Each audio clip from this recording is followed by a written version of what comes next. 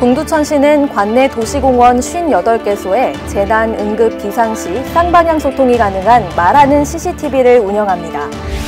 동두천시는 지난 8일 자매결연을 맺은 중국 삼문협시와 베트남 빈롱시의 청소년들과 함께 국제 청소년 문화예술제를 개최했습니다.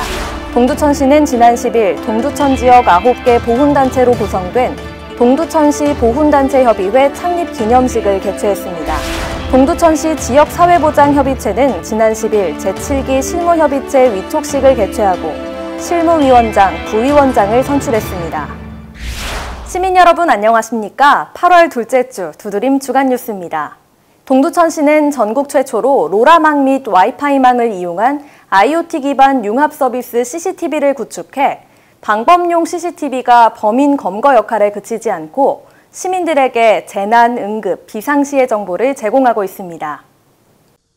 동두천시는 관내 도시공원 58개소에 재난, 응급, 비상시 쌍방향 소통이 가능한 말하는 CCTV를 운영합니다.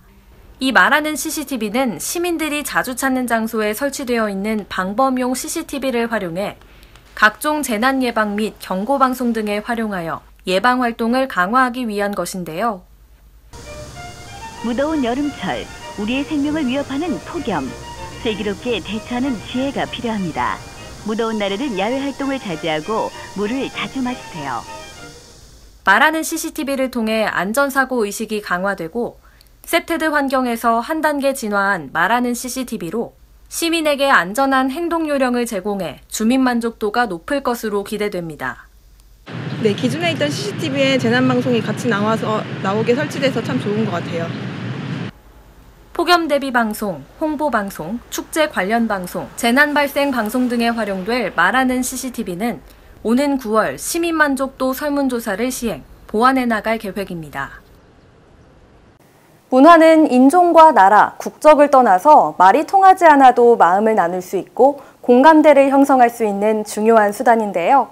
동두천시의 청소년들은 제8회 동두천 국제 청소년 문화예술제를 통해 중국과 베트남의 청소년들과 교류하는 뜻깊은 시간을 가졌습니다. 동두천시는 지난 8일 시민회관에서 자매결연을 맺은 중국 삼문협시와 베트남 빈롱시 국제방문단 59명과 청소년 육성회, 관내 학교장 등 200여 명이 참석한 가운데 국제 청소년 문화예술제를 개최했습니다.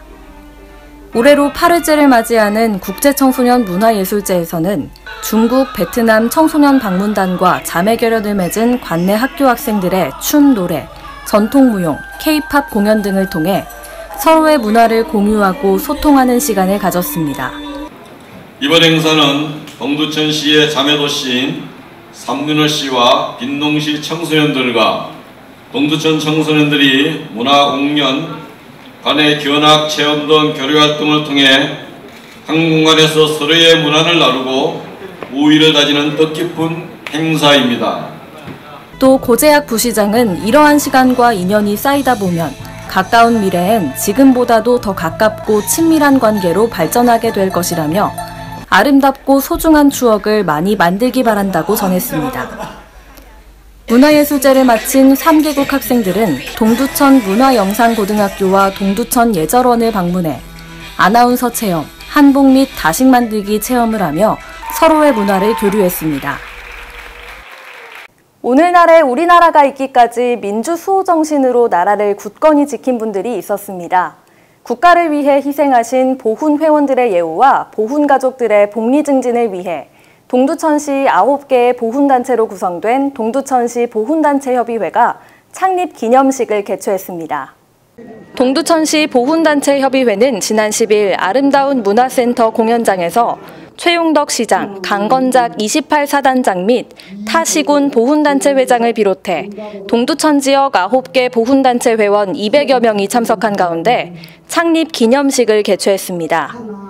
이날 창립 기념식은 개회선언을 시작으로 국민의례와 인사말, 축사, 헌신앙송, 만세삼창 순으로 진행되었습니다.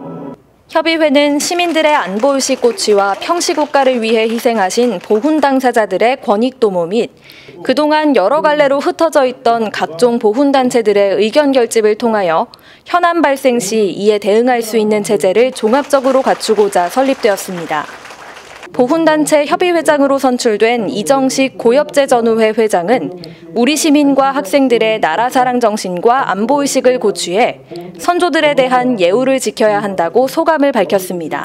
보훈단체 협의 창립 기념식 정말 축하드립니다. 동두천시는 안보 도심에도 불구하고 보훈단체에 대해서 그동안 소홀했다는 점 정말 죄송하게 생각합니다. 여러분이 있었기 때문에 우리 민주, 평화 이런 것이 보존되지 않았나 생각합니다. 중앙부처로부터 많은 예산을 지원받고 의원님들과 같이 협치해서 우리 보훈단체의 가족 좀 더 살기 좋고 삶의 질 향상을 위해서 노력하겠습니다.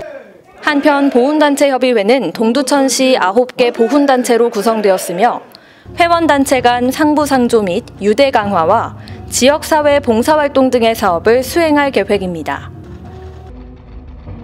동두천시 지역사회보장협의체는 주민서비스 공급 주체 간의 의사소통 과정을 다양화해 수요자 중심의 서비스를 위해 실무협의체를 운영하고 있는데요.